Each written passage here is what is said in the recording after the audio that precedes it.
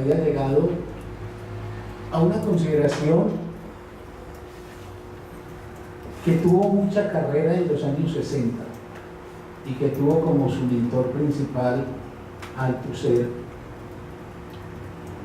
que bebiendo de la atmósfera que la filosofía francesa había gestado en esos años 50 y 60, y particularmente un pensador como Gaston Bachelard, que desde la epistemología había introducido el concepto de ruptura epistemológica, para señalar que en la historia de las ciencias no hay continuidades, las cosas no son progresivas y sucesivas, no son asuntos acumulativos, sino que lo que hay son rupturas. Entonces Althusser, que había sido discípulo de Bachelard, recoge esa formulación y la traslada hacia Marx para advertir que en Marx también se presentaría una ruptura epistemológica que permitiría ubicar un joven Marx un poco atrapado en el idealismo y en el humanismo, de un Marx maduro, que ya sería el Marx que pondría en juego todo lo que era propio de él en materia teórica y haría realmente sus verdaderos aportes. A ese planteamiento althuseriano del joven Marx como un humanista preso todavía de las redes del idealismo hegeliano, por más que protestara Marx, todavía había muchas resonancias del idealismo hegeliano. Estoy hablando de lo que pensaba las cosas Althusser, y ese otro Marx maduro le recostaba a alguien como Erich Fromm, que invertía más bien las cosas y entonces consideraba que donde realmente estaba el gran valor de Marx era en las obras de su juventud. En cambio, en lo posterior, él había dejado abiertas las puertas a las terribles historias posteriores que a nombre del marxismo iríamos a tener que reconocer en la historia de Occidente. En todo caso, invirtiendo la valoración, los dos compartían que había un punto de quiebre, que algunos situaban, por ejemplo, a la altura de la ideología alemana, de los manuscritos del 44, o particularmente la ideología alemana, y otros decían que el punto de quiebre radicaba realmente en el 48 con el manifiesto comunista. A mí personalmente no me satisface ese esquema. Me parece que es un esquema que traslada a la obra de un pensador un concepto que puede ser importante y valioso en el campo de la construcción de los saberes, particularmente de las ciencias, pero que me parece que no es válido si se trata de pensar la relación que tiene un pensador con su obra. Porque en ese esquema se supone que un pensador alcanza una obra relativamente elaborada y relativamente consumada, y que en ese sentido hay una cierta pureza que es la que permitiría reconocer la obra de dicho pensador, mientras que los comienzos de su trabajo estarían más bien dando a entender cosas que se opondrían a lo que posteriormente formularía. O se piensa lo otro, que un pensador arranca desde el vamos con una idea más o menos clara o con unos conceptos ya más o menos aprehendidos, con los cuales ofrecería unas teorías que después por algunas razones abandonaría, pero que quedarían pues esas teorías del comienzo ofrecidas como aportes ya permanentes para la humanidad. Y yo personalmente no creo que sea así. Yo pienso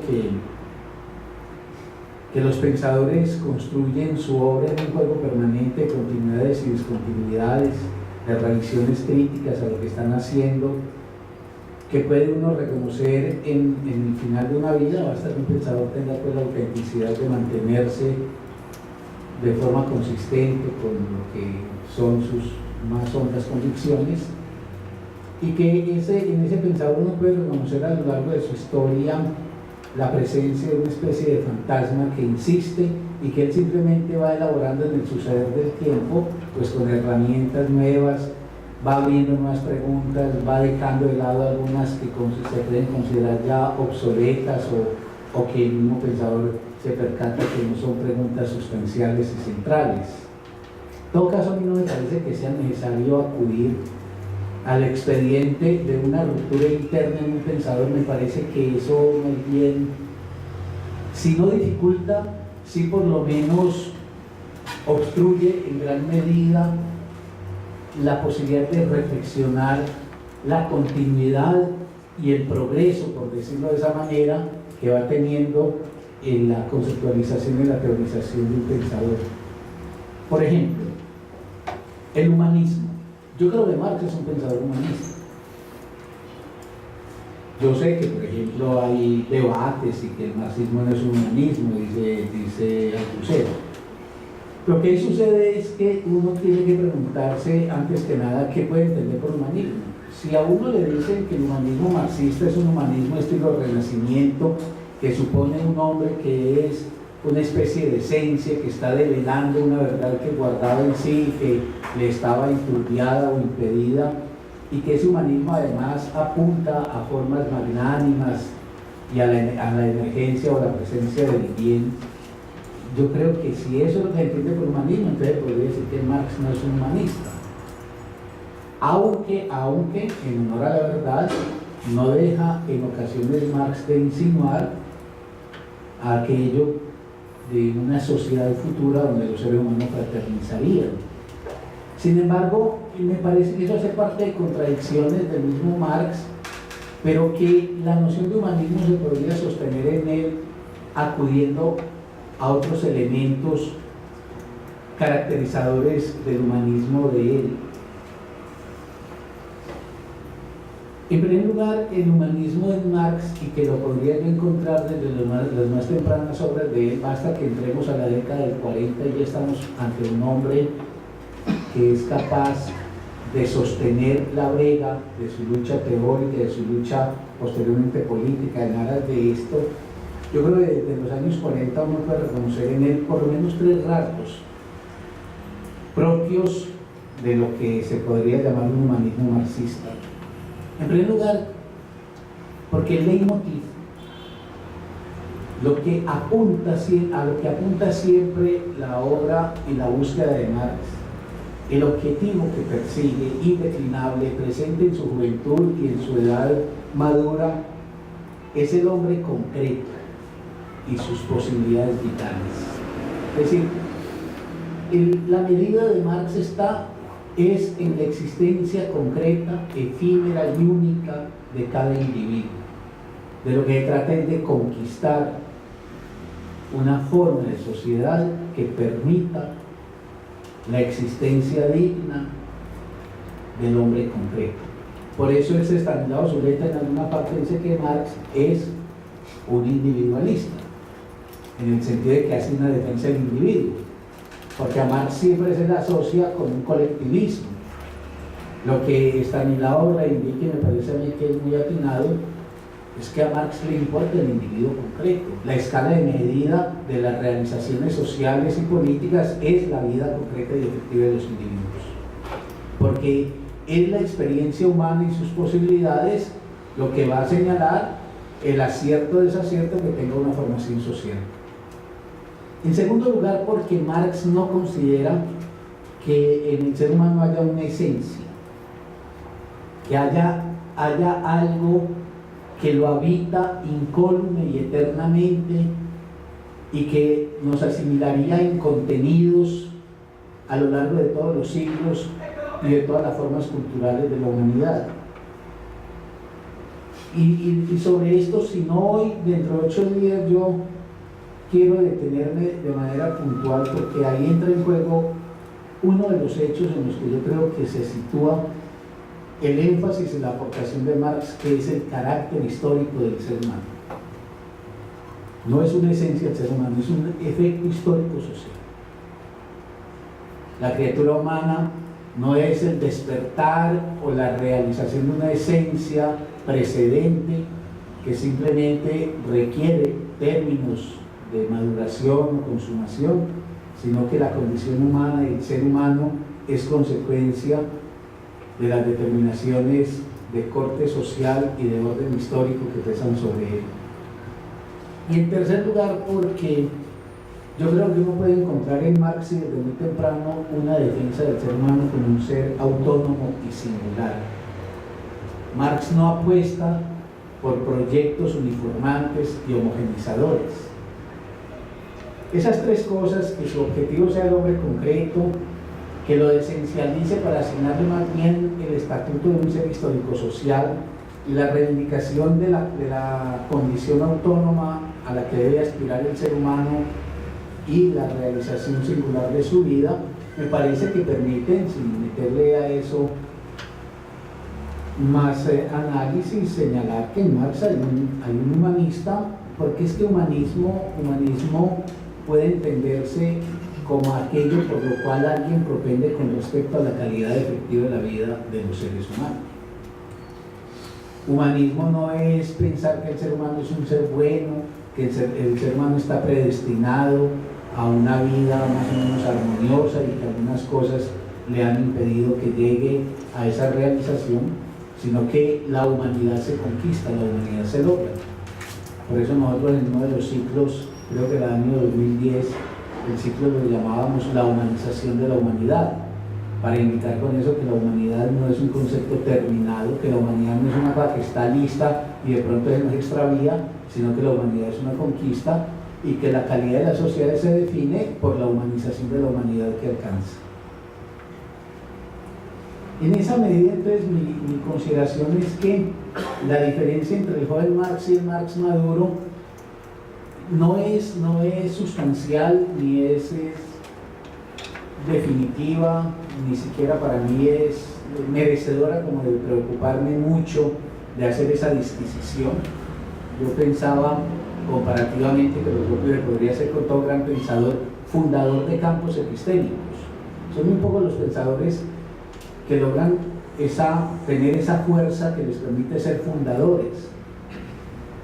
En general, los seres humanos habitamos en mundos ya constituidos y somos comentaristas, pero fundar algo, es decir, irrumpir algo en el mundo, introducir una mirada absolutamente inédita en el mundo, son muy pocas las fuerzas que alcanzan a ese nivel. Y yo lo pensaba comparando con Freud, porque si uno mira la obra de Freud de 1895 a 1939, del 95 cuando escribe el proyecto de una psicología para neurólogos, al 39 con entonces la religión monoteísta y el esquema de psicoanálisis, pues obviamente una contrastación entre el Freud del final y el Freud del principio mostraría un montón de diferencias. El Freud del principio carece de un montón de conceptos que se van a ir conquistando en el paso del tiempo. Pues basta decir que no hayan leído la interpretación de los sueños, que un concepto medular del psicoanálisis freudiano, hoy revisado por algunos errores que se podían revisar ahí, pero en todo caso que para Freud sí era muy importante, que era el concepto de complejo de Edipo, no está, por ejemplo, presente en la interpretación de los sueños. O que textos tan valiosos como la introducción al narcisismo del año 14 carecen de una categoría como la pulsión de muerte, que solamente en el 19 Freud conquistará. Pero eso no quiere decir que entonces yo pueda hacer un corte en el año 19 y decir ese Freud precedente es un Freud de juventud y el verdadero Freud es el Freud posterior, porque el Freud con el cual yo puedo terminar viéndomelas cuando estoy leyendo, por ejemplo, el Moisés, es un Freud que está en cierta manera fortalecido, constituido, logrado a partir de todo ese trayecto en donde progresivamente y mediante procesos de recusación de lo que ha formulado, de emergencia de nuevas preguntas, etcétera, esa obra se va configurando. Porque lo otro, no sé, puede conducir a una caballería errónea, sobre todo para los jóvenes, y es decirles, mire, hay un Marx de juventud, que eso es lo que no es como muy importante, ahí él está prisionero de formas superadas, y más bien aproxímense, por ejemplo, a las obras de los años 50 y en concreto las obras que son conducentes al capital, la contribución a la crítica de la economía política, o las notas de Lorenrice, y yo creo que no, yo creo que hay un pálpito desde el principio, así como en Freud hay una cosa que insiste con lo inconsciente, aunque él no tiene muy claro todavía qué es eso, y no tiene paradigmas muy definidos desde dónde empezar a establecer ese concepto y su operatividad. Creo que otro tanto pasa con Marx, y a mí personalmente pues no me da ningún pudor asumir a Marx como un humanista. Yo no soy pudoroso, pero yo soy todo lo que se critica a quienes defienden el humanismo. Yo simplemente digo, pues hablemos de qué humanismo, y sobre un humanismo definido en los términos que yo acabo de hacer, pues yo me identifico con eso y creo reconocer en ello la obra de un hombre como Marx. Desde muy temprano, yo lo dije aquí hace como 15 días, desde muy temprano Marx, desde muy temprano, cuando era un muchacho, ya Marx ponía su voz, su pensamiento y su inteligencia al lado de los miserables. Y esa forma de poner al lado de los miserables su capacidad no era una forma caritativa, era la forma que iba tejiendo progresivamente la idea que permitiría que se transformaran las condiciones sociales que daban lugar a ese tipo de miserables. También se formulaba aquello de la determinación económica y del economicismo. A Marx le pasó una cosa que no deja de ser una paradoja lamentable. Marx perdió mucho con la victoria de algunos que ganaron a nombre suyo. A Marx le hizo mucho daño, al Marx teórico, al Marx analítico, al Marx que proyecta la lucha política por una sociedad de nuevo tipo, le hizo mucho daño el triunfo de algunos modelos políticos que a nombre del marxismo se instauraron en el siglo XX. Porque esos modelos políticos consiguieron, con la fuerza y el poder que tenían, transmitir una visión de Marx, que es la visión que lo aproxima a un doctrinarismo que de un lado formula la historia como una teleología, como un avance progresivo de etapa en etapa hacia un destino final de corte paradisíaco, pero de otro lado un economicismo, una especie de exaltación de que las estructuras económicas inevitablemente llevarían a la liquidación, por ejemplo, del capitalismo. Entonces, el capitalismo desplegaba unas contradicciones que fatalmente lo conducirían a su colapso. Y de ahí pues, la famosa afirmación de que el capital cava su sepultura, que de alguna manera hacía pensar a muchos que el marxismo era un análisis que relevaba lo económico para mostrar una fatalidad en el desarrollo económico que conduciría a las transformaciones de la sociedad. Ese economicismo llevó, por ejemplo, a que para muchos el Capital fuera un libro de economía, y que en las facultades de economía se enseñara el Capital como si fuera una doctrina económica. Y ese tema lo vamos a abordar cuando yo hable en concreto de la historia en Marx. Pero en Marx hay que diferenciar una cosa que es la determinación económica, que tiene que ver con las relaciones sociales de producción y la articulación de estas relaciones sociales de producción a las fuerzas productivas. Después explico eso, sobre todo para los más jóvenes que no hayan tenido la oportunidad de aproximarse todavía a Marx. Y eso es distinto al economicismo. El economicismo es la indicación mecánica de que hay una instancia que en sí misma es la responsable del desarrollo de la sociedad, y que las otras instancias son secundarias, son subordinadas, cuando no simplemente indiferentes. Es decir, hay que esperar que el capitalismo en sus desarrollos progresivos reviente, porque él lleva inserta una contradicción que lo llevaría finalmente pues al colapso. Eso no es Marx. Y si ustedes tienen paciencia, yo iré a mostrar más adelante, no hoy, pero en las próximas sesiones, que Marx es un hombre que entiende que la política es decisiva, y que si la economía determina, la política comanda, y que la transformación de una sociedad no se puede hacer si las ideas y las contradicciones que se dan en esa sociedad no son encarnadas por hombres y mujeres que con su acción orientan la sociedad en una dirección específica. Recuerdo que Rodrigo hablaba de una formulación que tiene Marx en el manifiesto, y es donde Marx habla del carácter revolucionario de la burguesía. Por eso es muy importante y tendremos que analizar con mucho detalle ese aspecto en Marx, que es el de la historia. Yo creo que Marx introduce una concepción de la historia inédita, y que Marx, independientemente de que él no hizo muchas obras históricas, tenía una visión de la historia que muy pocos historiadores han proseguido. Algunos la han proseguido, yo les mencionaba, y les invito en consecuencia a que se vuelva a esos textos, a las obras, sobre todo de la gran historiografía inglesa, sobre todo de esa historiografía, Perry Anderson, E.P. Thompson, Edward Howard Carr, Christopher Hill, Rodney Hinton, Eric Hobsbawm, algunos franceses, sobre todo muy especializados en la historia española, como Pierre Vilar.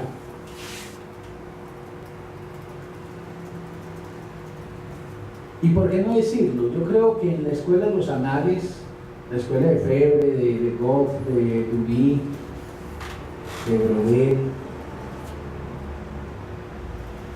que en la escuela de los anales, si no hay un perfil marxista, como si lo hay claramente en los historiadores ingleses, si hay una especie de efecto y de impacto del marxismo, por ejemplo, el de la visión de la historia como un asunto total, es decir, que la mirada del historiador tiene es que conjuntar piezas distintas y encontrar la relación entre esas piezas y no parcelar la mirada para generar un pequeño minifundio sobre el cual se aplica su estudio.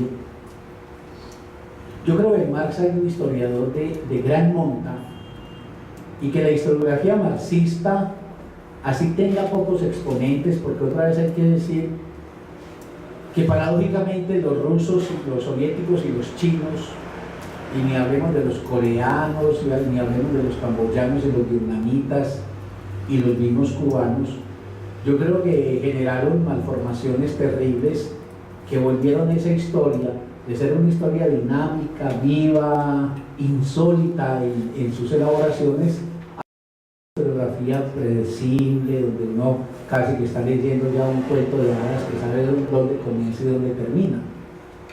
Pero como en la época en que nosotros estamos, que es una crisis fuerte que incluye al propio pensamiento marxista, pues una de las cosas ricas que nosotros podemos estar en este momento viviendo es esta fuerza recuperadora del pensamiento de Marx, y esta fuerza que nos permite también deslindar la obra de Marx de algunas interpretaciones que sobre ella se hicieron y que en lugar de potenciarla y vitalizarla la fueron enflaqueciendo hasta cadaverizarla.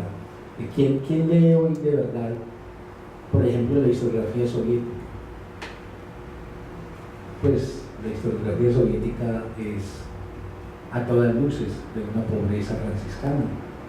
Es que había que escribir historia, como decía el partido. Y cuando habla de historia aludiría a eso, por eso había que reescribir la historia. Cada viraje que había en la estructura de poder implicaba entonces que los historiadores, que eran como amanuenses de los políticos que regentaban el poder, tuvieran que reescribir la historia, hasta llegar a casos pues tan insultantes como el de que, dependiendo de la edición que estés leyendo de la historia del partido bolchevique, aparecen o no aparecen ciertos personajes. Yo tengo, por ejemplo, una de las primeras ediciones donde obviamente aparece, pues cómo no, el papel fundamental de Trotsky ahí. Pero después de que Trotsky cae en desgracia y se constituye en un detractor de Stalin, tengo también una edición de la historia del partido bolchevique donde Trotsky ha desaparecido literalmente. Es decir, un muchacho que por primera vez se aproximara a la historia de la revolución bolchevique y leyera esa edición, el nombre de Trotsky no aparece, pero ojo, ni el nombre ni la foto. Por ejemplo, donde hay una foto del Comité Central de la revolución del 17, antes han eliminado. Y esa cosa pues de que los intelectuales y los artistas le servían inconsultamente al poder, eso fue funesto. Y así como la Unión Soviética y China degradaron terriblemente, por ejemplo, el arte, también degradaron la producción teórica inmensamente, pero eso hace parte pues de la historia propiamente ya de los regímenes que a nombre del marxismo se han logrado establecer. Marx tenía una concepción muy precisa de la historia y él entendía que un personaje no jugaba el mismo papel en un momento histórico que en otro. Entonces, que por ejemplo la burguesía podía jugar un papel revolucionario en el enfrentamiento contra los poderes feudales. Entonces la burguesía de la Revolución Francesa es una burguesía revolucionaria frente a las formas de dominación que imponían las relaciones aristocráticas o las relaciones de la nobleza. Por eso que la burguesía se alíe en esa revolución con los campesinos y con los artesanos y con las pocas expresiones de obreros que existían, era a favor de una burguesía que necesitaba modificar radicalmente las estructuras de poder económico y político que existían bajo la égida de la nobleza.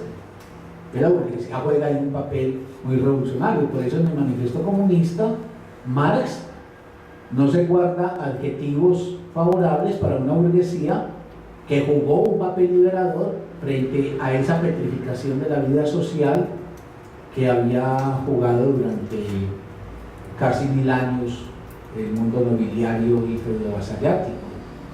Ese es el sentido, pero entonces la misma burguesía que es revolucionaria en la revolución del 89 empieza a volverse contrarrevolucionaria cuando el aliento transgresor de los sectores populares amenaza ya con desbordar también el principio por fuera del cual la burguesía no puede existir, que es la propiedad privada. Marx tiene algunos análisis muy interesantes sobre Robespierre y Saint-Just y algunas hipótesis de por qué, por ejemplo, la Revolución Francesa fracasa. Y él muestra, él es muy histórico siempre en sus análisis, él no le pide peras al olmo. Uno no le puede pedir a Robespierre y Saint-Just que examinen el presente de la sociedad francesa con los elementos con los cuales hoy podríamos nosotros entender en un proceso revolucionario las sociedades que nosotros tenemos. Saint-Just y Robespierre no tienen claro, por ejemplo, una posición frente a la propiedad privada, y aunque Saint-Just invoca la abolición de la propiedad privada en el campo, Saint-Just no puede construir una teoría en donde se conciba la desaparición de la propiedad privada, cosa que sí podrá plantear Marx, que aunque lo retoma por la vía de algunos comunismos utópicos, Marx le va a dar un estatuto histórico y va a mostrar que es viable concebir, que es posible concebir que los seres humanos, incluso en las condiciones de desarrollo que tenemos hoy, puedan organizar sus relaciones sin contar con la propiedad privada. Entonces, esa burguesía, cuando esas masas proletarias y de miserables empiezan a irse más allá de la frontera que a la burguesía le garantizaría su propio poder, la burguesía no vacila en oponerse a ese ímpetu revolucionario, y por eso la figura de Napoleón es una figura conciliadora entre una burguesía que no puede retornar al viejo modelo feudal, pero tampoco puede darle aliento a esas masas exacerbadas que en su despliegue pueden arrasar con el orden de la propiedad privada.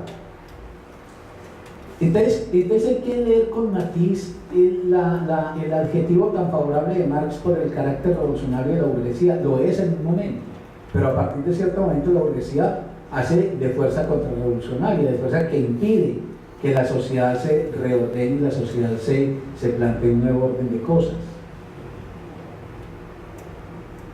La pregunta en torno al materialismo es muy interesante y seguramente en otras charlas la retomaré. En primer lugar, hay que decir que Marx nunca usó las expresiones materialismo histórico y materialismo dialéctico.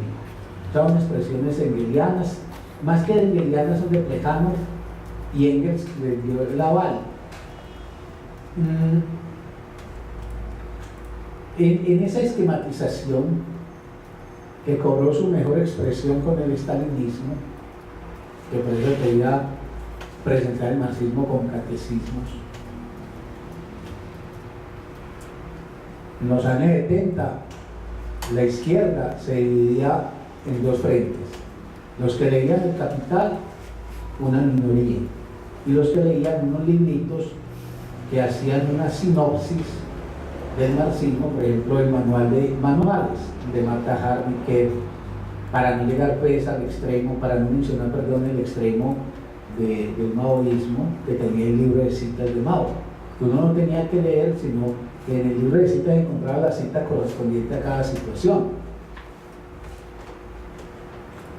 Pero Marx es un materialista, pero hay que hilar fino, porque hay un texto muy bonito de Althusser, muy bello, que se llama Lenin y la filosofía, en que Althusser dice: mire, no se nos olvide una cosa, que la palabra materia no dice lo mismo en física que en filosofía. Que se use la misma palabra no quiere decir que signifique lo mismo, que sea el mismo concepto.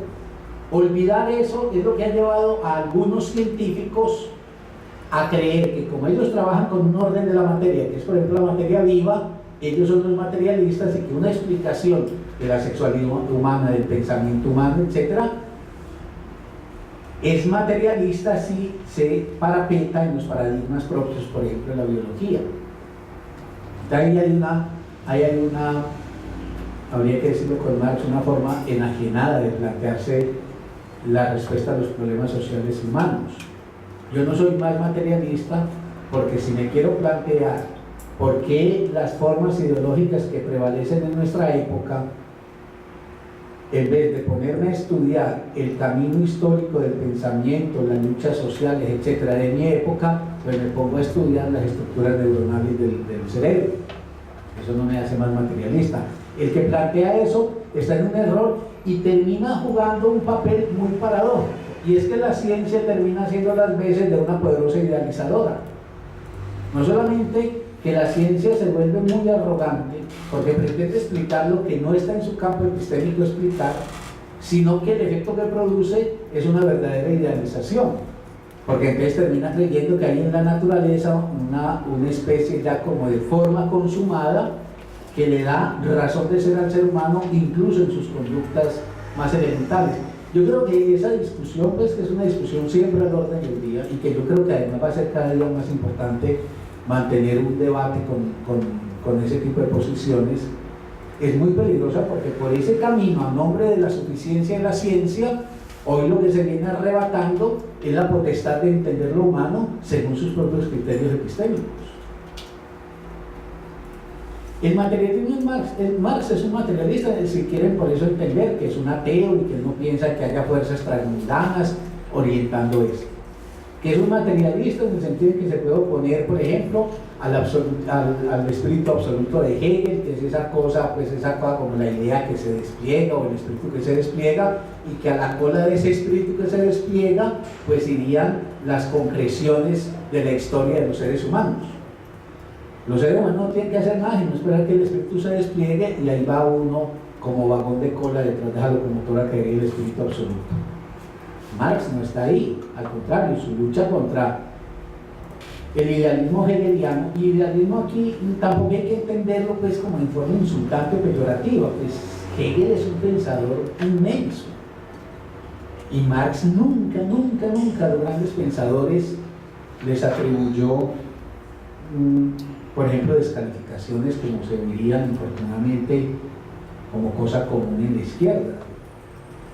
En la izquierda, por ejemplo, era común encontrarse con que ¿quién es Kant? Un pensador idealista. Miren ustedes los diccionarios filosóficos provenientes de la Unión Soviética. Eso está repartido entre materialistas e idealistas. Los idealistas entran como gatos en la noche, todos igualitos dentro del mismo saco, y quedan condenados porque ellos simplemente creen en la prevalecencia de la idea sobre la realidad. ¿Les parece a usted no explica la grandeza de pensadores como Hegel? Y Marx, que era un materialista que se opone a Hegel, no vacila nunca en exaltar el inmenso valor de Hegel. Que me disculpan que lo repita algunos miembros de la corporación, que en unas charlas que teníamos hace un tiempo ya aludí a eso, pero a mí me emociona mucho leer el prefacio del Capital, donde Marx hace una defensa de Hegel contra quienes pretenciosamente creían que podían considerar a Hegel un fósil. En ese sentido, Marx es materialista y no piensa pues, que haya fuerzas ultramundanas o que haya determinaciones de la idea que váyase a saber en qué mundo etéreo marcan los rumbos de la humanidad. No, al contrario, él va a pensar que esta vida es de una criatura absolutamente terrenal, que es una criatura finita, que esto no tiene más allá, que no hay más allá que el de la historia de la humanidad, que el de la preservación de la aventura humana y de la aventura de la vida en general. Y es materialista porque él piensa que la explicación de las formas de la sociedad, de sus logros o sus derrotas, tiene que ver con el examen de las condiciones concretas y reales de existencia de la gente. De que no hay que mirar hacia los cielos, pidiéndole a los cielos explicación de lo que somos, que hay que mirar a la tierra y hay que ver las formas concretas en que los seres humanos establecen las relaciones con la producción, con la distribución, etcétera, para explicarnos por qué somos lo que somos o no somos lo que podríamos ser. En tal medida el materialismo de Marx, que en filosofía materia quiere decir no darle prevalecencia a la idea, y es famosa pues y socorrida la expresión de Marx de que no es la conciencia social la que determina el ser social, sino a la inversa, el ser social el que determina la conciencia social, cosa que tampoco es tan simple, no es tan unilateral, porque también la conciencia social interviene en las luchas políticas a favor, por ejemplo, de expresiones reales mejores. Lo que le da sentido a una organización como Corpo Zuleta es participar en un terreno que es el terreno de las ideas, combatiendo a nombre de unas ideas que conciban la humanidad de otra manera, aspirando a que quienes adhieran a esas ideas las adhieran como caminos a la acción y no simplemente como una ilustración que uno tiene en la cabeza. Yo dije que el capitalismo, lo dije un poco inconsultamente, pero no me arrepiento de haberlo dicho, que el capitalismo es el gran expropiador. Uno, a ver, como de los principios que no se ponen en cuestión en nuestra época es la propiedad privada. Y si alguien quiere recibir el estigma de ser un anacrónico, pues plantee que usted considera posible, o incluso simplemente diga que sueña con una sociedad donde los seres humanos no pongan alambradas y donde los seres humanos no se definan en que estos medios de producción son de mi propiedad y usted está excluido de esa propiedad. Porque Marx ya lo había formulado cuando Marx critica la economía política, a Ricardo, a Smith, a Samuelson, etc. Marx lo que está es criticando lo que él llama la ciencia de la propiedad privada. Él dice la propiedad privada tiene una ciencia, la economía clásica. Y entonces él tiene que construir una crítica a la economía política, a la economía clásica, para mostrar que es posible, que no es insensato, que no es un delirio, que la humanidad conciba organizar las relaciones sociales sin mediar la propiedad privada sobre los medios de producción.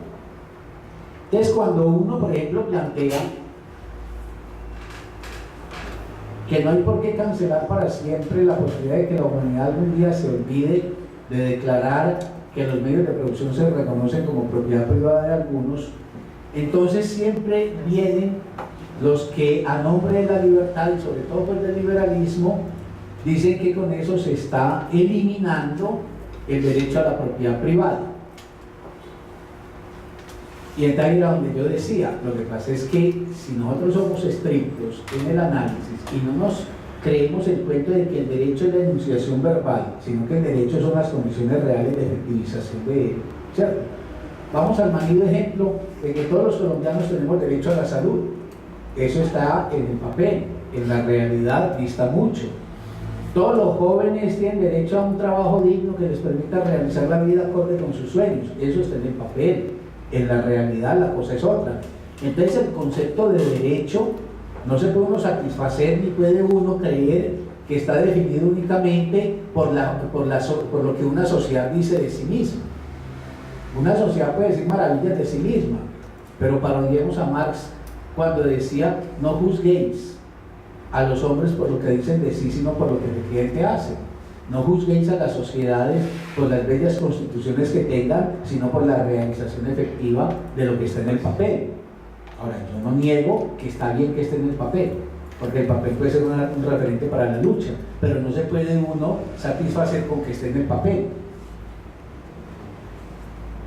Entonces es necesario en eso plantear que el paso a los hechos señala, por ejemplo, que el capitalismo es un gran expropiador. Y yo les decía al finalizar la semana pasada, los medios de producción están en manos de qué porcentaje de la población. Eso es ínfimo.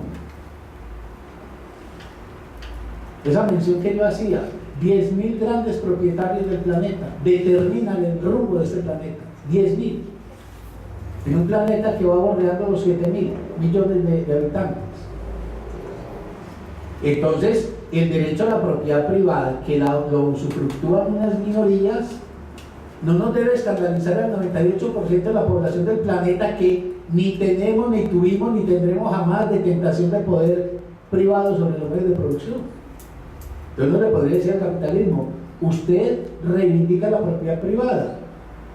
Entonces, a dar ejemplo, ¿cómo ofrece el espectáculo de una población de expropiados? Que Marx brillantemente, y cuando hablemos del capital, cuando nos metamos un poco en el incrédulo y de formulación de la teoría de Marx en el capital, Marx lo que muestra es que el capitalismo tiene que expropiar para poder tener una fuerza de trabajo a su disposición, que no disponga sino de la venta de esa fuerza de trabajo para poder sobrevivir.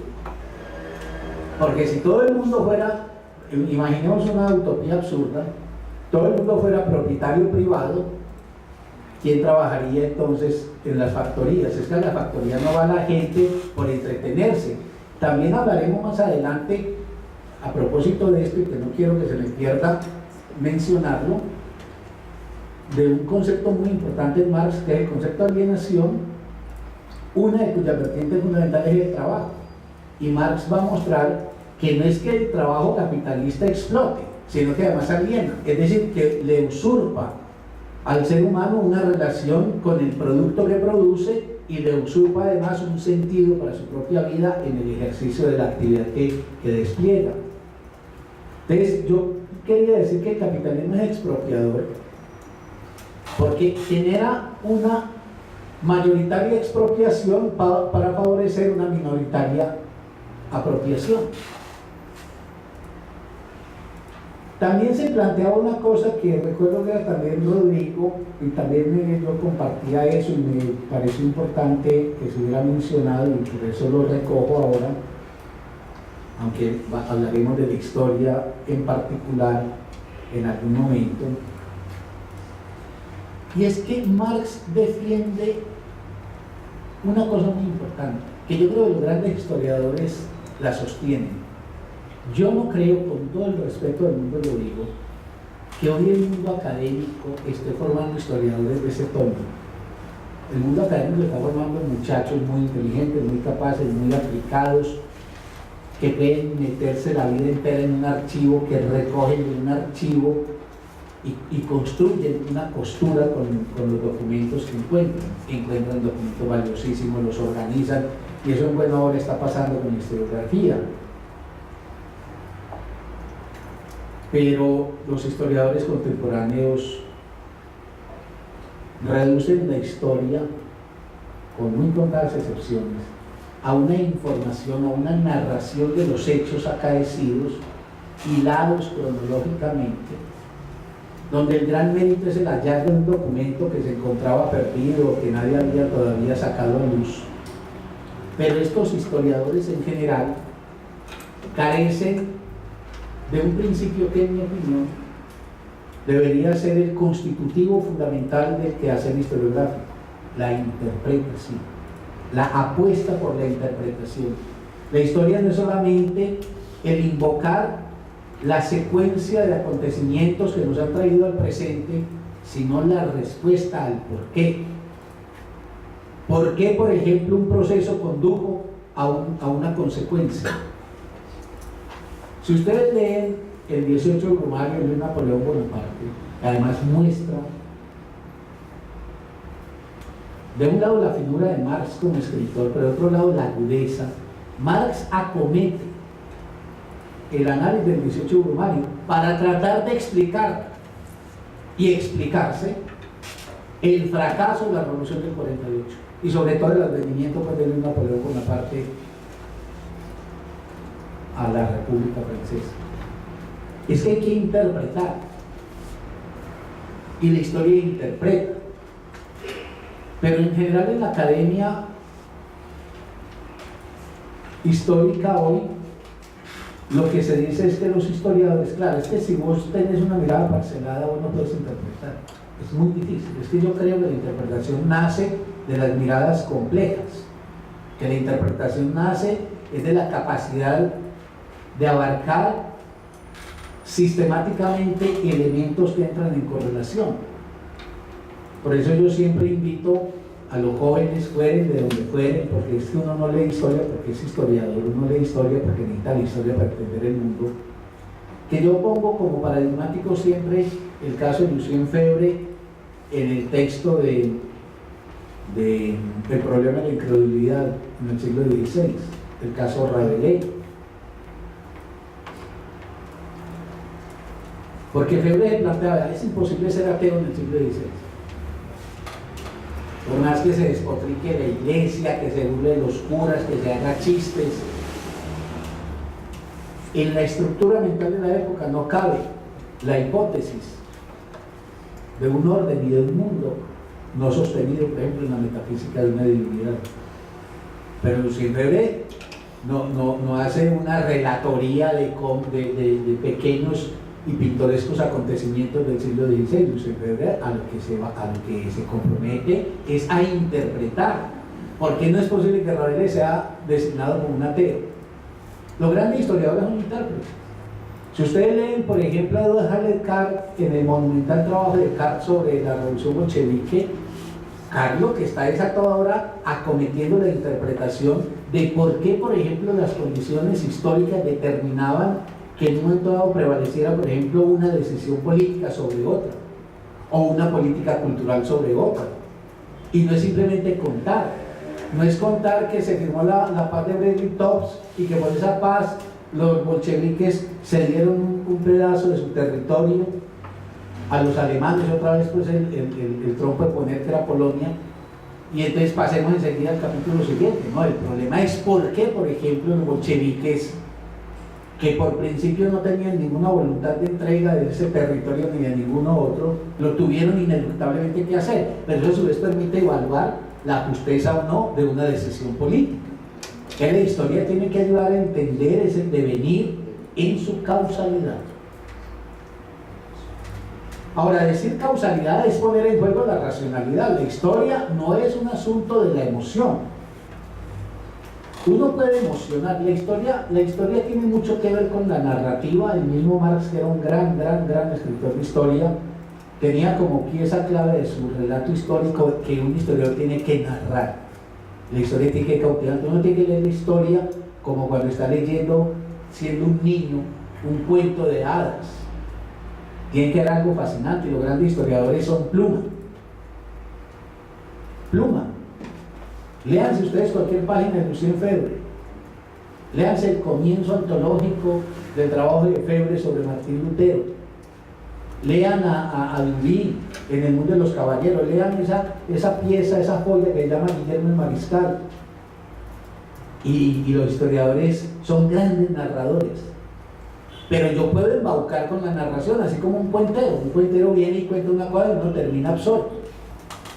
Y con la historia también se puede poner a la gente absorta y no entender un carajo, sino poder contar la historia después. Entonces, ¿qué pasa aquí con el éxito comercial de Diana Uribe?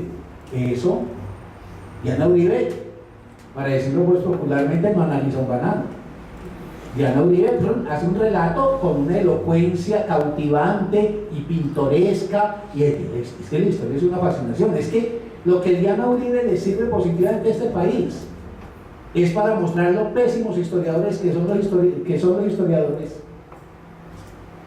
la mayoría, que desde un academicismo estrecho han perdido incluso la vena de una escritura que narrativamente cautive. La mayoría de la gente, mire, yo en mis clases le preguntaba el martes pasado a mis alumnos que estábamos estudiando una cosa de Hannah Arendt sobre una cosa que está aquí a la espalda, el nazismo. No saben nada de nada. ¿Qué es el judaísmo? Es una cosa para abajo y borrosa, la historia no existe. Y el drama de buena parte de los jóvenes es que la humanidad empieza a contar el tiempo desde el día de su nacimiento. Ahora, resulta que Diana Uribe llena la Macarena. ¿Y por qué Diana Uribe llena la Macarena? Pues porque Diana Uribe cumple con una condición que es necesaria, aunque no suficiente, en la buena historia. Es una gran narradora. Cuenta una épica. Y los seres humanos somos legendarios. Los seres humanos necesitamos que nos narren la aventura, porque es que la vida de cada uno es una aventura. Entonces se entrega eso. Ahora, ¿cuál es el...? Si a mí me pone en este momento a escoger, mire William Ospina. William Ospina es muy superficial. Y ese textico querido, pero absolutamente superfluo, que llama ese de los tres colores, ¿cómo es que se llama? La franja amarilla. Ese es un paneo general sobre la historia de Colombia que está lleno de muchas imprecisiones y de muchas vaguedades, pero es cautivante. Y el librito agotó, y la gente lo leía, y William Ospina viene y la gente va y lo oye. Entonces yo digo, ¿yo qué prefiero? Puesto a escoger entre las dos cosas. Bueno, yo prefiero por lo menos la gente que tiene la vena para abrirle a los demás el asombro, y no un mundo académico, olímpico, holgado en sí mismo, satisfecho, que se hablan unos a otros y no más. Pero lo que pasa es que ahí me puede acabar la historia. Georges Duby, por ejemplo, hizo un trabajo sobre la historia medieval en Francia, que lo pasaban por televisión, que me contaba un amigo que vivía en ese entonces en Francia, en los años 80, que de hecho el rating del programa era un problema para las televisiones competidoras. Y Duby estaba enfrentando la historia con toda la coherencia de un trabajo explicativo, no solamente narrativo, sino explicativo. Hilar la narración y la interpretación es el reto de los grandes historiadores. Todo no se puede hacer si no hay una mirada compleja, que articule la época como una totalidad y que no se cercene esto, es que yo hago historia política. ¿Verdad? Mira, historia cultural, esas cosas, eso no tiene que ver conmigo, porque lo mío tiene que ver con presidentes o militares en sucesión. El otro, yo hago historia económica, algo tiene que ver con estructuras de poder, con configuraciones culturales. En cambio, ustedes miran a Marx. La mirada de Marx es una mirada total. La palabra total no quiere decir acabada, quiere decir la necesidad de entender el mundo como una trama donde participan muchos elementos simultáneamente, y es menester tener en cuenta todos esos elementos en la interpretación que se hace de un fenómeno. Por eso hay un juego de racionalidad. La historia es un ejercicio racional, la historia de la que yo hablo. Puede ser emotivo y puede parecerse a la literatura, pero la historia que hace Marx es una historia racional, que apunta a la causalidad, apunta a la interpretación, apunta, para decirlo en términos simples, a responder ¿por qué? ¿Por qué? A mí no me diga qué pasó, las cosas que sucedieron en la independencia colombiana, a mí explíqueme por qué y el modelo que adoptó, por ejemplo, esa independencia. Ahora, peligro que se cernió sobre eso, y que lo abordaré cuando hable en concreto de la historia. Pues que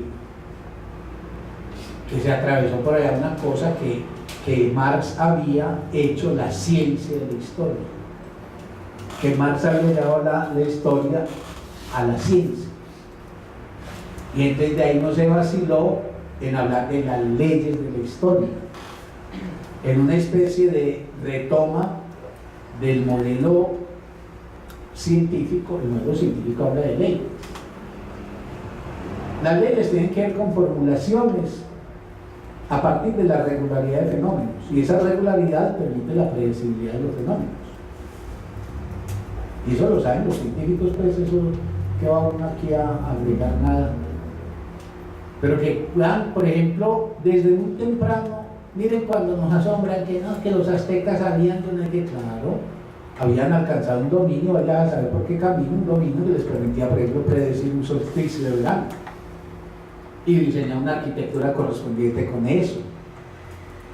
Y el otro es que el cometa de Halley apareció en el siglo XVII y volverá a aparecer de una vez y volverá a aparecer. Y el otro dice que la molécula de agua es dos hidrógenos y un oxígeno, y es así. Y el otro dice que el azúcar es una sacarosa compuesta por enlaces de carbono, hidrógeno, oxígeno, etcétera, y que si le cambio esta pieza, por ejemplo este enlace, me puede dar una sustancia que es distinta al azúcar, pero al final, bueno, es decir, la ciencia puede anticipar y predecir fenómenos que en sí mismos son regulares relativamente, porque también sabemos que en el universo hay comportamientos que el ser humano ni de lejos vislumbra. Esas cosas que hoy dicen materia negra, energía oscura, de eso pues no sabemos mayor cosa, pero en el mundito que medio podemos entender, la ciencia ha alcanzado una maravillosa capacidad de predicción. Y hablando en plan de ignorante, no queda uno asombrado con que sean capaces, por ejemplo, de enviar una nave, ya incluso por fuera del sistema solar, y que esa bendita nave llegue, bueno, no hablemos todavía del sistema solar, pero la de Marte, que llegue, se aposente, haga las operaciones, haga una comunicación, órdenes desde aquí hasta allá. Eso es maravilloso. Ahora, así procede el ser humano, en cualquier nivel, en el nivel personal o en el nivel colectivo. Imposible. El ser humano es impredecible, no porque nos faltan elementos de comprensión, sino por un punto de partida. El ser humano no se puede matematizar. No se puede matematizar. Entonces el ser humano hace cosas que se pueden explicar a posteriori del acontecimiento. De eso que ha sucedido uno puede extraer lecciones, pero uno no puede tener certezas de asuntos que se cumplirán de forma regular y de manera idéntica. Y hace una semana yo ponía un ejemplo así muy a la carrera, que es un ejemplo de Freud. Quienes hayan leído el textito de Freud, que llamas el textito, pues es por pequeñito o inmenso ese texto, que se llama Psicopatología de la vida cotidiana. ¿Saben que Freud, que está fundando el psicoanálisis, está fundando un campo epistémico? Hay una cosa que es el inconsciente, y esa cosa incide de manera decisiva sobre los sujetos, y esa cosa limita la ilusión de que la conciencia nos gobierna y que nosotros somos dueños de nosotros, porque la conciencia nos permite responder de todos los actos nuestros. De Freud trata de mostrar que eso que en la vida cotidiana se llama lapsus, etcétera, no es una cosa que acaece ahí, como suele decir la gente, para salir del paso, porque es que me distrae. Entonces, quien haya leído el texto recordarán el análisis meticuloso de Freud para demostrar que en ese famoso viaje de él, cuando iba en un tren y estaba hablando con un desconocido y terminaron hablando de los frescos de la Catedral de Orvieto, y entonces él quiso hacer alusión a Botticelli, un pintor que él conocía mucho, y se le hizo en blanco la mente, y en lugar de Botticelli le venía permanentemente martillándole Voltrafio, Voltrafio, Voltrafio. Y finalmente Freud no logra decir Botticelli, pese a que conoce mucho a Botticelli, no conoce a Boltraffio casi. Entonces, como Freud se creía el cuento de que algo pasaba ahí y que era explicable, Freud interpreta el lapsus por el cual en una conversación cualquiera a uno se le escapa una palabra de que uno tiene la seguridad que la conoce y que sin embargo por alguna razón la bendita no viene. Y eso no es que una neurona pues desfalleció, sino que es que hay algo del orden de lo inconsciente. Freud lo examina y cuando uno ve el análisis de Freud, encuentra que el análisis es plausible y que el análisis es convincente. Pero Freud no podría decir, el próximo lapsus que voy a cometer yo, que entiendo tanto el lapsus, será tal. Lo mismo pasa con la política. Nadie podía anticipar en septiembre de 1916 que le quedaban 4 meses al zarismo, al milenario zarismo ruso. Nadie, ni los más agudos, inteligentes y profundos revolucionarios, por ejemplo, como Lenin. Lenin queda sorprendido en Zurich, cuando como que cayó el zar y arranca para Zurich, sorprendido. Yo conseguí hace días una joya de libro del Instituto de Ciencias de la URSS, de un análisis político, el año 88, a las puertas del derrumbe de la Unión Soviética. Y esos académicos que están escribiendo ahí sobre la Unión Soviética y su futuro, ni vislumbran que 2 años después no quedarán restos de ese proyecto político. Por eso el concepto de leyes en historia es una cosa muy problemática. Y esa cosa que otra vez bajo la forma doctrinaria y catequística, porque el marxismo habrá que examinar algún día si nos dejan los marxistas. Yo soy marxista, pero también sé que hay otros marxistas que piensan muy distinto, si nos dejan. Yo insisto, ¿por qué el marxismo fue tan proclive a los modelos cristianos? Por ejemplo, a las explicaciones de paraísos terminales. No vamos al cielo al paraíso, pero vamos para la tierra a un paraíso. En el cielo todos seremos angelicales, en el comunismo todos seremos hermanitos. La bondad triunfará y el mal se deshará. Pero además hay autoridades iluminadas que vierten sobre las masas ignadas su conocimiento y le adoctrina bajo la forma de un catecismo. Yo no creo que esas similitudes sean caprichosas y gratuitas. ¿Qué hay en el orden del mito o del ideal, más bien del mito, digo yo, que nos puede asimilar y que nos puede llevar al mismo abrevadero de predicadores de futuros, pero que además podemos hablar con una certeza de locos de que el mundo va para allá? El marxismo, sí.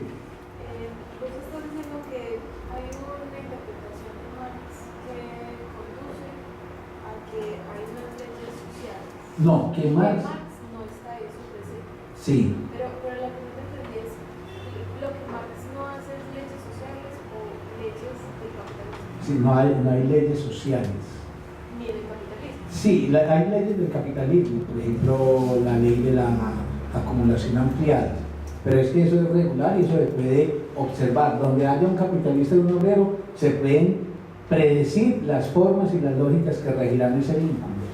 Pero el devenir histórico no es predecible. Entonces ese esquema seguidito, comunismo primitivo, esclavismo, feudalismo, capitalismo, socialismo, comunismo, esa escalera que terminaría en el comunismo y que trataba de explicar que internamente la sociedad tenía un dinamo que la llevaba sí o sí acá, a esta etapa y luego a la otra y luego a la otra.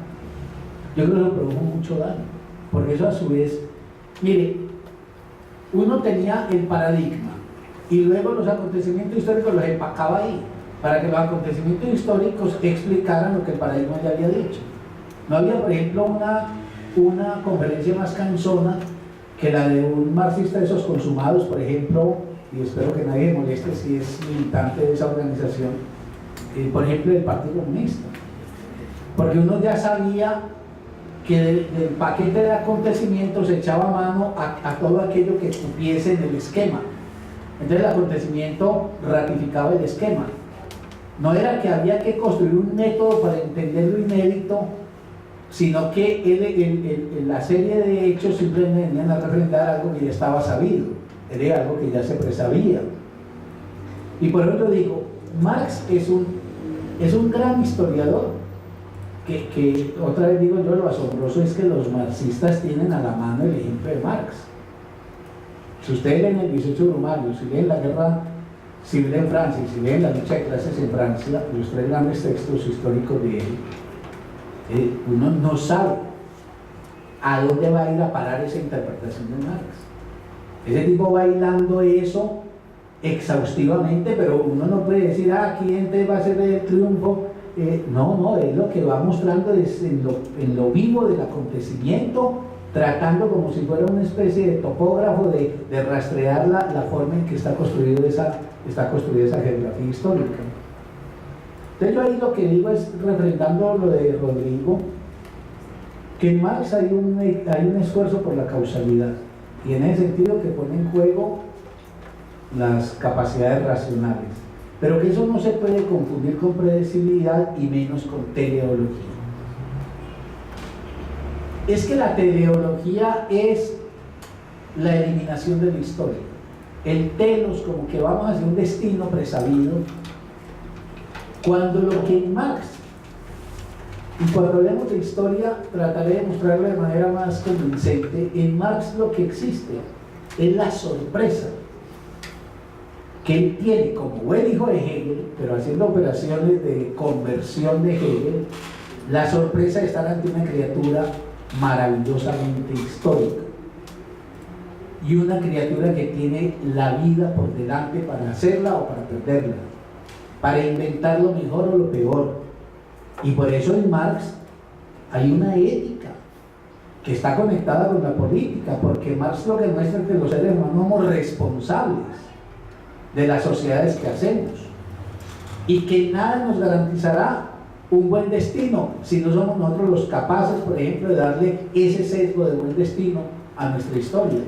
Y eso que Marx habla en el orden colectivo es otro tanto lo que hace Freud en el orden del sujeto.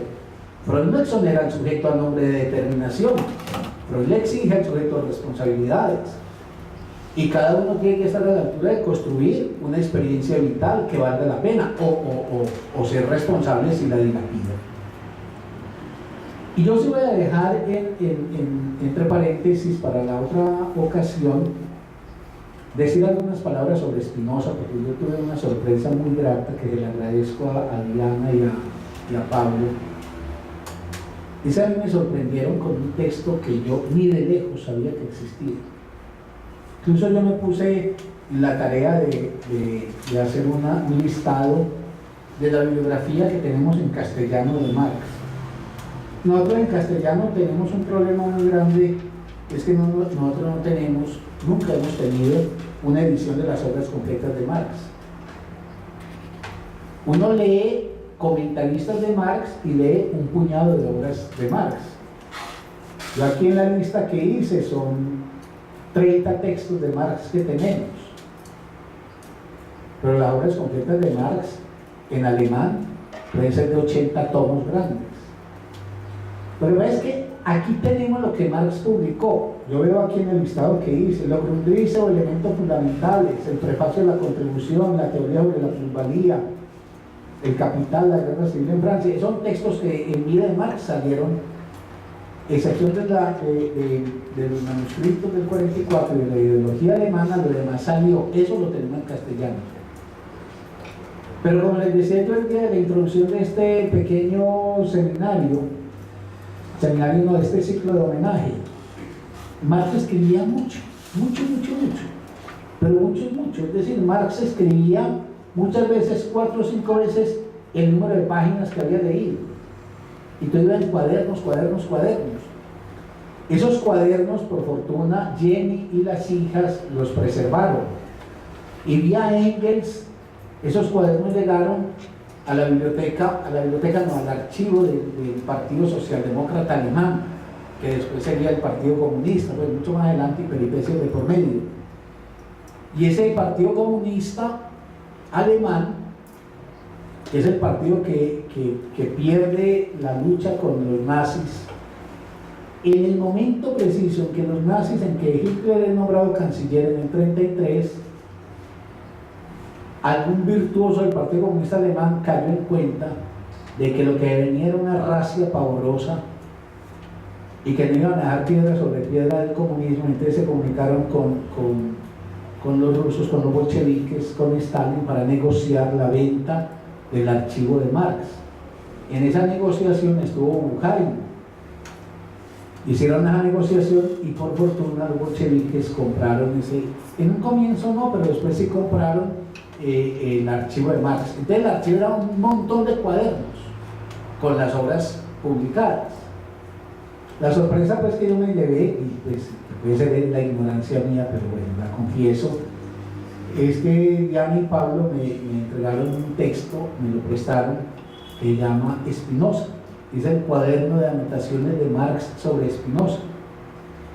Hay una cosa muy extraña con la relación de Marx con Spinoza.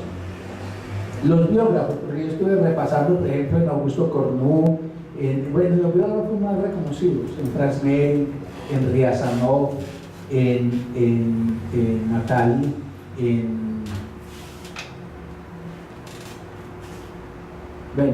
varios que he estado mirando, y Spinoza se resbalan por ahí. Hay alusiones, el papá conocía a Spinoza, como a Voltaire, como a Rousseau, y como Spinoza era el espíritu liberal, Spinoza era considerado, por ejemplo, hay muchos conservadores que consideran que el diablo no se llamaba Rousseau sino Spinoza, que Spinoza fue el que metió dos cosas que desestabilizaron el edificio de la iglesia, y que por eso algunos dicen el primer moderno es Spinoza, porque en Spinoza hay una crítica a la creencia en Dios. Spinoza mina el Dios monoteísta. Es que Spinoza escribe en un momento en donde, digamos, él no puede denunciar eso de manera directa, y probablemente no lo pensaba de manera directa, pero como era una mente tan usada, tan atrevida y tan profunda, el tipo lo que termina es difuminando a Dios en el universo. Y si Dios se te vuelve el universo, toda esa doctrina empieza a tambalear. Entonces Spinoza, muchos conservadores de los duros de fines del 18 y comienzos del 19 lo consideraban el enemigo número uno del cristianismo por esa vertiente atea. Y dos, porque Spinoza es el gran pensador que abandera, antes que nadie, en mi opinión, el gran tema de la libertad.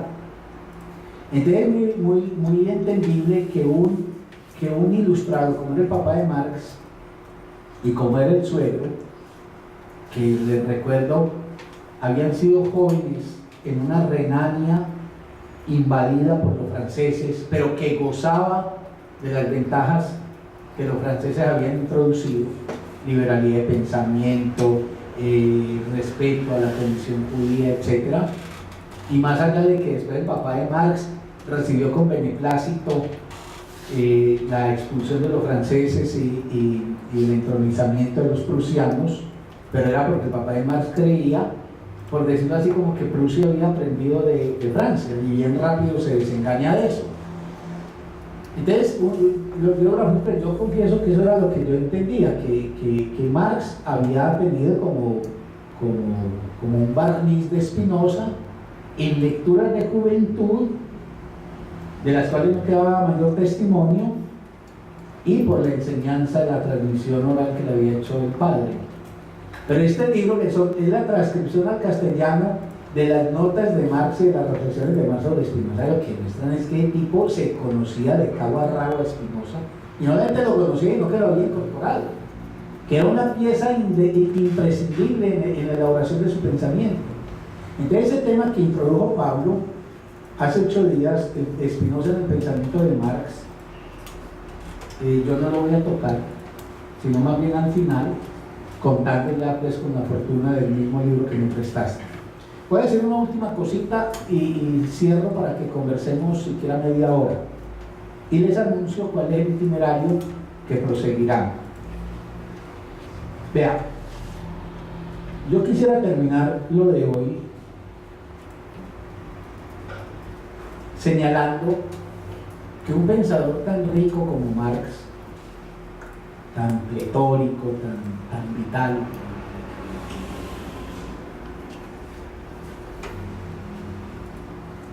tan admirable, por consecuente, por coherente, por auténtico, por apostado desde el comienzo hasta el final, porque nunca claudicó en sus esperanzas, porque supo pagar el precio que paga todo el que tiene un deseo y todo el que tiene una causa.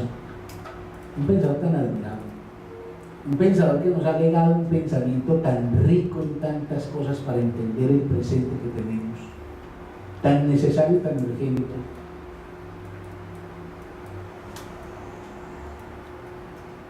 Y para entenderlo, pues, para mirar la radiografía de la sociedad capitalista y mostrar que esto no es pues, simplemente una emoción que invocamos a otra sociedad desde un sentido de bondad, no, es que hay algo en el capitalismo que amerita que el capitalismo sea puesto en cuestión y que es posible que la humanidad se invente formas que no pasen por estas lógicas depredadoras en que estamos sumidos con el imperio de este régimen tan injusto, tan irracional.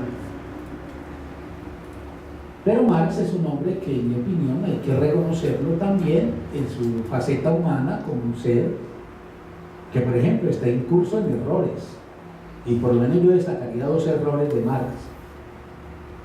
Destacaría dos errores de Marx, una imprevisión de Marx y una insuficiencia de Marx. Si es que le queremos dar a Marx una mirada histórica, y no le pedimos que sea Dios, porque Dios está fuera del tiempo, y la verdad que enuncia a Dios es para siempre. Entonces, por eso digo que algunos marxistas le piden a Marx que sea Dios, y cuando lo descubren en una falta, entonces pasa de ser Dios a ser nada. Marx incurre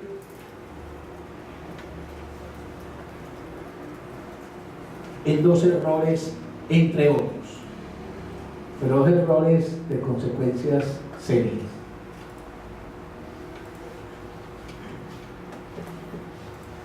Marx no se percata,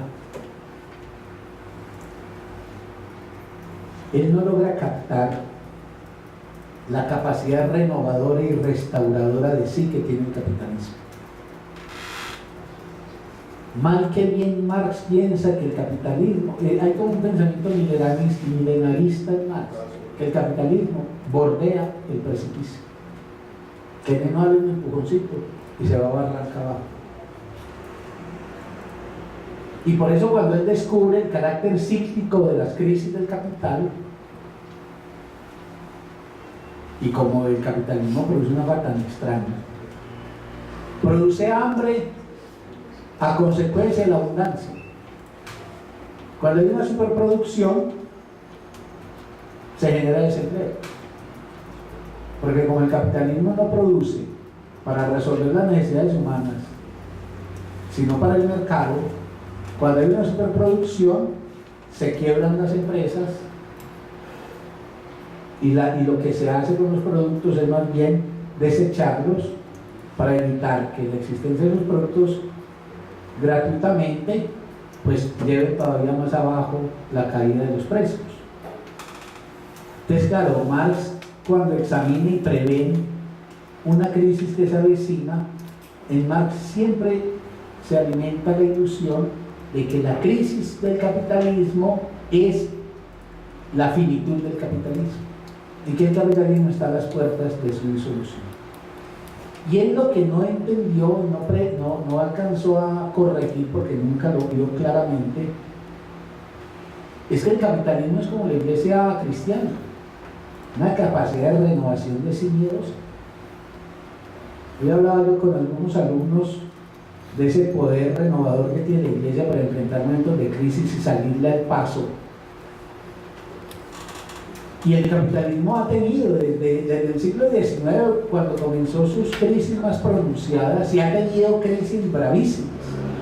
La crisis del 30 fue bravísima, el 30 del siglo XX. Y la crisis que está pasando ahorita en esa meca del capitalismo que es Europa, y cuya resonancia ha sido también en Estados Unidos, el capitalismo es un gato de 7 vidas. Entonces el capitalismo no es algo que esté ahí fracturado y que no llegaron a darle como los toreros pues la puntilla final. No entender eso, yo creo que llevaba a que Marx no entendiera ciertas características de la lucha política como una lucha que tenía que incluir formas muy perseverantes, muy pacientes, muy tenaces, que se librarían no en la forma directa de una especie como de grupo conspirativo, de avanzada y de vanguardia, sino que había que construir un efecto, que ese es el reto, un efecto contraideológico a la ideología dominante que gane para un ideal y para una actitud a las masas. Y el segundo error, muy grave,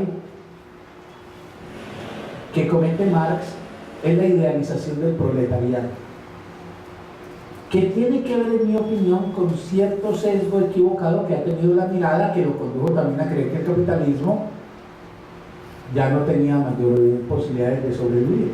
Y es que el proletariado, Marx hacía un análisis: ¿cuál es la clase por excelencia explotada?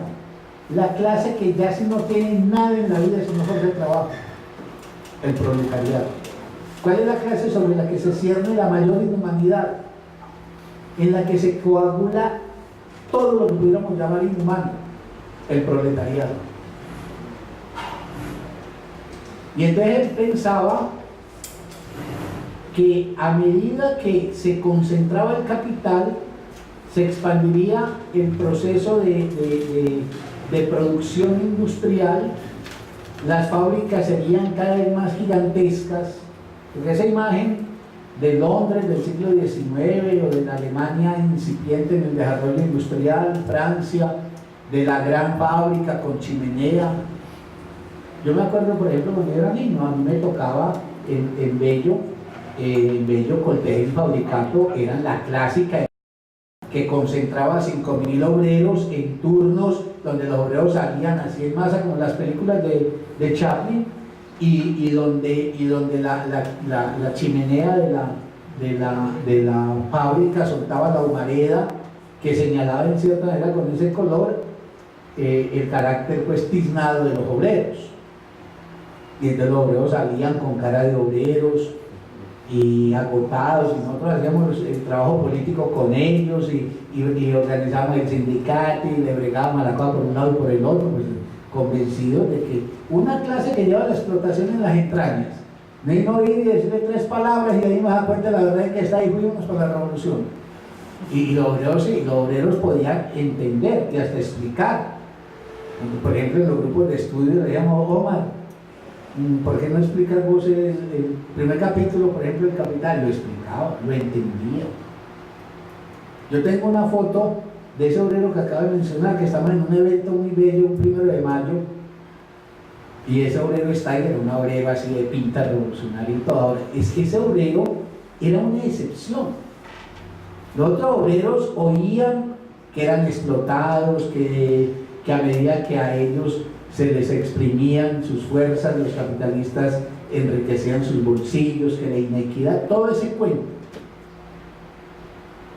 Eso no daba automáticamente revolución. Y ese proletariado no se iba a expandir. Pero este Marx no tenía tampoco por qué tener claro lo que iba a suceder en una época donde, por ejemplo, es muy probable que mucha gente hoy, voy a decir una cosa que puede sonar muy escandalosa, que mucha gente hoy no conozca un obrero. Pero que vos donde trabajas, yo trabajo en un almacén, el otro trabajo en empresas públicas, pero obrero fabril. Ese que está pues en overol y embadurnado, y esa figura es una figura cada vez más excepcional. En el peso específico de la fuerza de trabajo pesa muy poco, pero además no tiene un espíritu revolucionario porque sea muy explotado. Entonces esa exaltación del proletariado como quien resumía la indignidad humana y por ende al liberarse de las cadenas liberaría a la humanidad, planteó un problema muy bravo que después se conectaría con la dictadura del proletariado, etc. Porque hoy yo creo que un proyecto revolucionario no puede plantear que hay una clase que está a la cabeza y hoy hay que replantear entonces a nombre de qué se hace insoportable este tipo de sociedad y cuáles son los agentes y las características que pueden ser los sujetos, por ejemplo, de un proceso de transformación. Esos son dos errores, en mi opinión, en que esté en curso Marx, pero por lo cual no hay por qué entonces eliminar el conjunto de una obra que tiene tantas cosas valiosas. Yo creo que hay una imprevisión muy grande en Marx, una imprevisión que para redundar, pues él no alcanza a ver para dónde va la cosa. Y es que él no intuyó a dónde podría derivar la concepción que le estaba echando a rodar. Más dicho, Marx era un luchador. Y quienes hayan seguido, por ejemplo, la historia de la Primera Internacional Comunista o la historia de la Liga de los Comunistas, esas eran peleas bravas y donde Marx no era propiamente pues una pera en dulce. Era un polemista muy duro, era un tipo muy fuerte en el debate. Algunos lo tildan de autoritario, es probable que tuviera una vena autoritaria ahí, porque lo que nadie puede decir es que lo fuera, por ejemplo, en la vida personal, sobre todo con las hijas, con Jenny y con Engels. Pero si Marx hubiera salido de la tumba en 1935 y hubiera asistido a los procesos de Moscú y hubiera visto la estructura totalitaria del estalinismo y hubiera salido de los gulags y hubiera salido del cercenamiento a cualquier discrepancia, que Marx hubiera asistido a esos modelos que a nombre del marxismo se impusieron, yo creo que Marx se hubiera devuelto para la tumba. Él no previó, y es que esa previsión tenía que ver con que él no encontró la solución política a lo que él veía como que no marchaba en el capitalismo. Es que el gran problema que hoy tenemos es que somos como esos médicos que son muy buenos para diagnosticar, pero muy malos para poder entonces proceder a curar.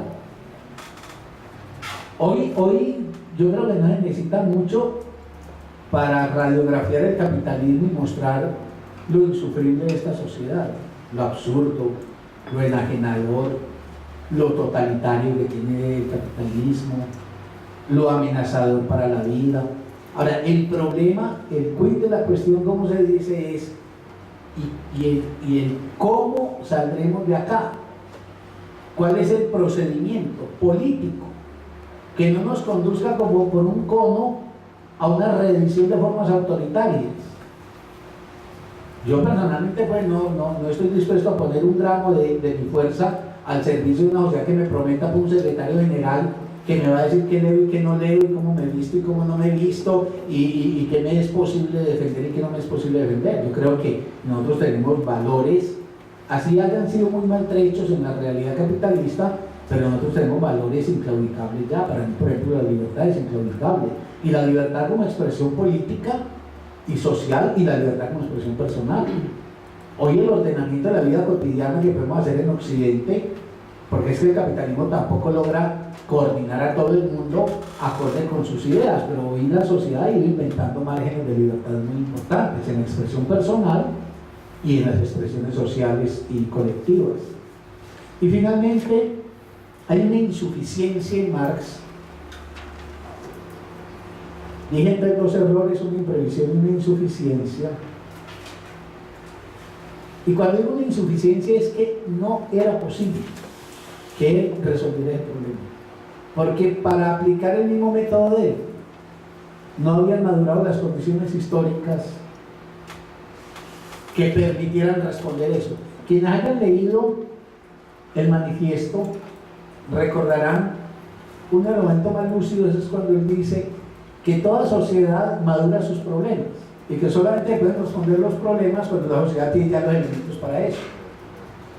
Eso es como, no sé, Heidegger, un matemático puede, por ejemplo, anticipar un problema, pero no puede resolver porque faltan todavía muchas piezas, o un físico.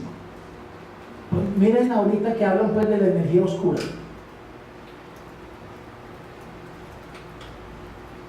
Ellos intuyen, tienen barruntos de que hay algo ahí que está funcionando, digámoslo como por lo negativo pueden encontrar más o menos que eso existe, pero no hay una posibilidad de que alguien se siente hoy a ofrecernos una explicación convincente de eso.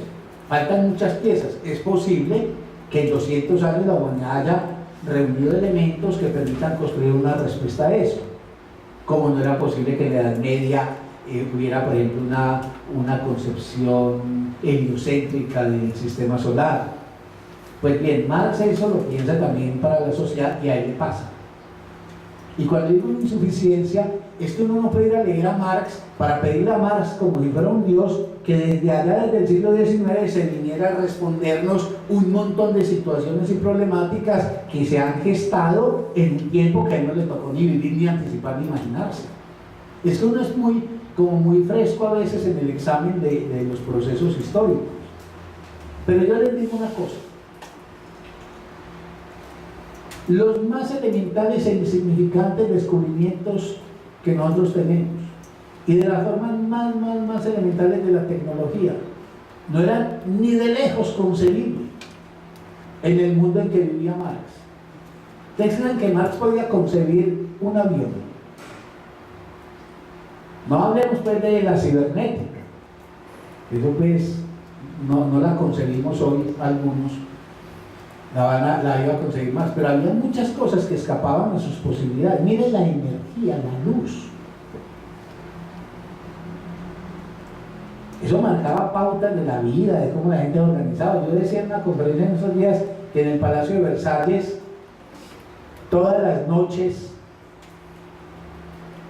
en Versalles vivían 3.000 vagos aristócratas que vivían a expensas del pueblo, y la vida era ociosa y entregada al juego. Se consumían todas las noches 10.000 velas en medio de las fiestas palaciegas más lujosas y de derroche de comidas y bebidas. Velas, porque es que uno tiende a pensar, hay una fiesta en Versalles, entonces me imagino eso iluminado, no, velas. Marx escribía con velas o con lámparas de gas. Pues bien, Marx tiene uno de los conceptos al que le dedicaremos una sesión especial por central, y porque yo creo que sigue teniendo mucha importancia el concepto, es el concepto de alienación, que no se reduce únicamente a la teoría del fetichismo, que tiene que ver con el fetichismo. El fetichismo sigue siendo una de las formas que cobra la alienación, pero no se agota la alienación ahí. Y en mi opinión, la alienación es una pieza clave en el entendimiento del problema de la ideología. Y la ideología es una herramienta decisiva en la lucha política. Porque la lucha política tiene que ganar consensos, tiene que ganar adherencias y tiene que persuadir, porque si no seguimos pensando en vanguardias heroicas. Esperen que nos tomemos nosotros estos 500 que somos el Palacio de Nariño y verán cómo ponemos esta sociedad en un mejor destino. Eso que yo no lo digo en términos pues como de desprecio ni mucho menos, porque yo respeto mucho la historia política, el drama, la tragedia, y hay muchos hombres y mujeres que han entregado la vida mientras otros nos las pasamos seguramente en la comodidad. Entonces mal haría uno pues en empezar a despotricar de hombres y mujeres que se equivocaron seguramente mucho, pero al menos tuvieron la honradez de apostar fuerte hasta por ese error que cometieron. Pero el modelo bolchevique, vanguardia conspirativa, de gente ilustrada que tomará el timón de la sociedad y conducirá a ese resto de gente. Yo creo que hoy no podemos nosotros prodigar ese tipo de posición. Y entonces hoy pensamos que es necesario ganar consensos amplios, que hoy es la fuerza de las expresiones de masas la única que puede torcer el rumbo de sociedades que se conducen hacia formas cada vez más injustas. Que las experiencias, por ejemplo, de la primavera árabe tendrían que afinarse y nadie tiene todavía la clave para decir qué es lo que habría que afinar ahí para que eso no quede en una burbuja que luego se deshace, pero que la primavera árabe volvió a poner en el tapete una vieja idea que en política ha sido cierta siempre: cuando las masas se expresan, los poderes o se detienen o se deshacen. Por ahora habrá que volver a leer, por ejemplo, la historia de la Revolución Francesa, etc. La ideología es muy importante, pero en Marx, en mi opinión, hay una insuficiencia que no puede resolver. Y es que él piensa, está convencido, el paradigma de la época no va para más, que el tema de la enajenación y por consecuencia la dominación ideológica tiene que ver con una mala conciencia o con una conciencia equivocada. Como que la gente vive engañada, pero engañada como en las explicaciones de las cosas. Y entonces, claro, si yo estoy en un error y vos venís y me mostrás el error en que estoy, pues yo lo abandono y por ende me pongo en la línea de la verdad que me has ayudado a desentrañar. Que era lo que yo decía con los proletarios, yo les explicaba. Y ellos asistían y ellos entendían, porque eran inteligentes, pero no volvían revolucionarios. O de pronto chapaleaban un momentico, pero después desertaban.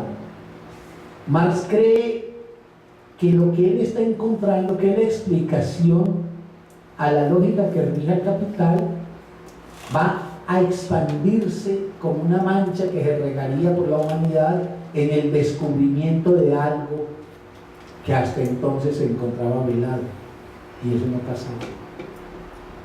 Y creo que la insuficiencia de Marx tiene que ver con una cosa que requeriría la llegada posterior de Freud y en general del psicoanálisis para uno explicarse. Es que uno no es revolucionario porque lo exploten, porque uno lo pueden explotar y uno se puede identificar con el amo.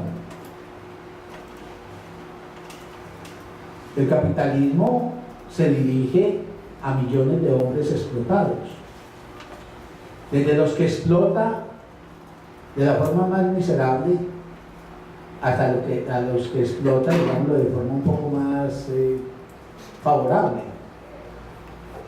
Pero un muchacho, un yuppie, que sale de una oficina de Bancolombia y que gana no el salario mínimo, 800.000 pesitos que se gana un obrero, el milloncito que gana un obrero, sino que el yuppie se gana, es un gran ingeniero de sistemas y le permite a Suramericana desarrollar al máximo el potencial, por ejemplo, con los computadores. Y ese yuppie se gana 2,5 millones, 3 millones de pesos. Ese yuppie, pues sí, en la escala salarial está mejor que el obrero, pero ese yuppie el día que llegan y dicen allá reingeniería, creo que les digo, vamos a echar gente, lo echan. Lo que le queda es la desolación, porque él finalmente, su fuerza de trabajo es la inteligencia que tiene, y esa inteligencia no permite no que la venda para poder ser contratado, y él le vende esa inteligencia al capitalista, que hace con esa inteligencia los rendimientos que le permitirá ampliar su tasa de ganancia. Pero ese yuppie uno puede llegar y explicarle, puede estar en la universidad y en la universidad un profesor de, no sé, de economía política le enseña el capital y eso no quiere decir que el yuppie sale identificado con la explotación que padece y presto a insubordinarse contra esa opresión. No, es que el yuppie puede identificarse con los ideales del burgués. ¿Cuál es el misterio de la pequeña burguesía? La pequeña burguesía, y hoy Por eso es que también al capitalismo le interesa tanto expandir, por ejemplo, el sistema universitario. Porque el sistema universitario es muy contradictorio. De un lado, lo necesita como fuerza de trabajo calificada para procesos de producción cada vez más complejos. Pero de otro lado es porque el sistema universitario es el gran generador, hoy por hoy, de un lado de los intelectuales de la derecha y de otro lado de un tipo de hombre y de mujer perfectamente adaptado a los ideales de los amos.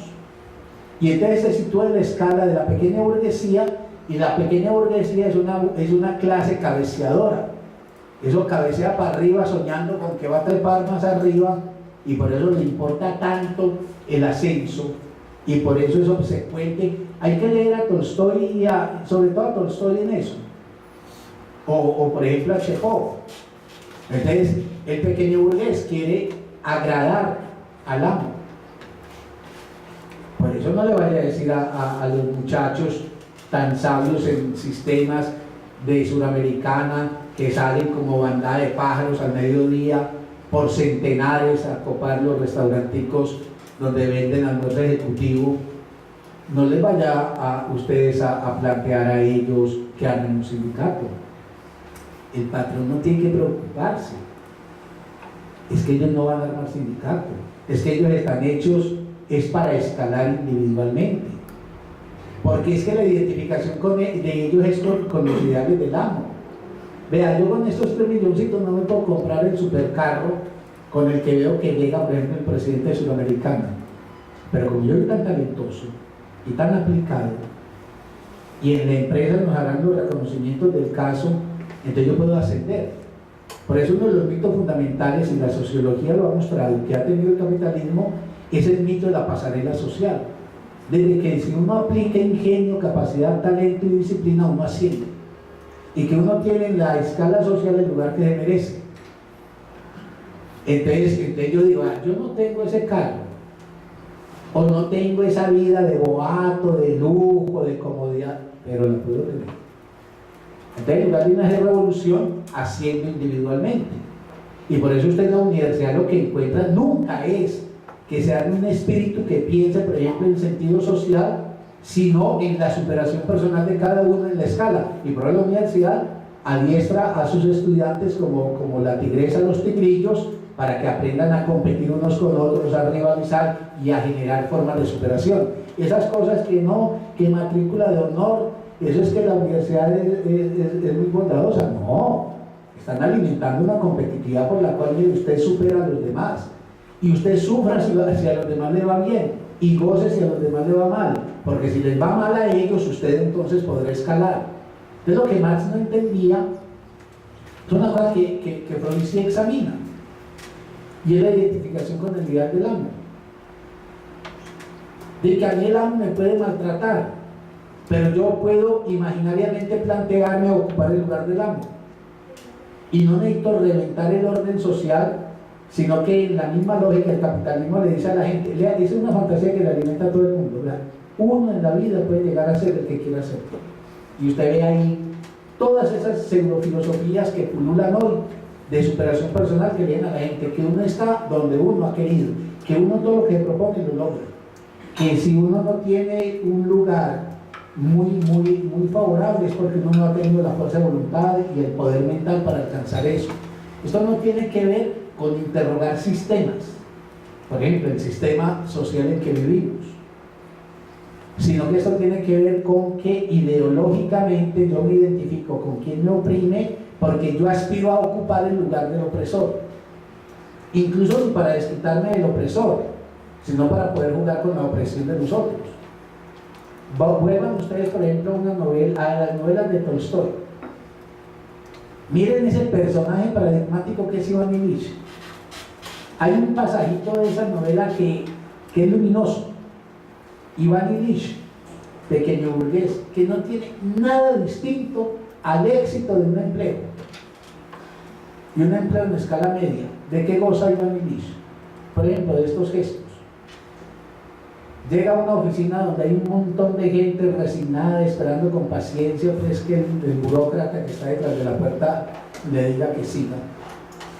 Iván Ilich se pavonea, pasa de largo, abre la puerta, Y sí, entonces los que están ahí haciendo fila y esperando, miran, Iván Illich goza de su superioridad, goza de ejercer algo que los otros padecen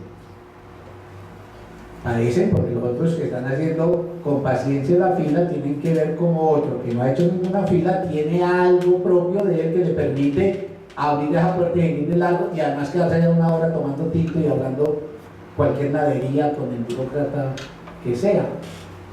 Ese mecanismo que tiene que ver con la identificación y que pone en juego entonces los ideales inconscientes del sujeto es fundamental en el problema de la ideología. Y por eso, por ejemplo, quienes nos movemos en una organización como esta, siempre tenemos un quebradero de cabeza. ¿Cuál es el sentido de lo que hacemos? Basta que nosotros discursemos, presentemos, leamos literatura, filosofía, historia política, propagamos eso entre la gente y eso producirá efectos. Yo no me atrevo a decir categóricamente que sí, lo que pasa es que no hacerlo sí puedo asegurar que ahí sí no vamos para ningún lado. Pero más esa es la insuficiencia, mejor dicho, en pocas palabras, él carece del concepto del inconsciente. ¿Cuál concepto? Del inconsciente. Y yo sí creo que el concepto del inconsciente es clave en el examen hoy por hoy de las ideologías. Yo acabo de comprar, no lo he leído porque no conocía que existía en español tampoco ese libro. Un libro de Erich Fromm que quedó inconcluso, que es sobre la formación de los obreros y los empleados en la Alemania pre-nazi. Porque lo que le interesaba a él, junto con toda la escuela de Frankfurt, era la respuesta a la pregunta: ¿pero por qué los alemanes hicieron nazis? Que llevaba un obrero, un empleado alemán culto, doctorado, todas esas cosas que tenían a ser nazi, de a participar de la ingeniería genocida y todo eso. Hitler oprimía, o Hitler era el referente carismático sobre el cual se volcaban los ideales de un montón. Por eso termino diciendo, hay que volver a abrir a Freud, leer a Freud también como se lee a Marx, con bemoles, pero hay que leer, por ejemplo, otra vez Psicología de las Masas y Análisis del Yo. No basta la razón y la argumentación, no basta la conciencia, somos sujetos del inconsciente, y en el inconsciente se juega una cosa muy complicada, los ideales, y con los ideales no está garantizado qué ideal realmente alimenta a alguien.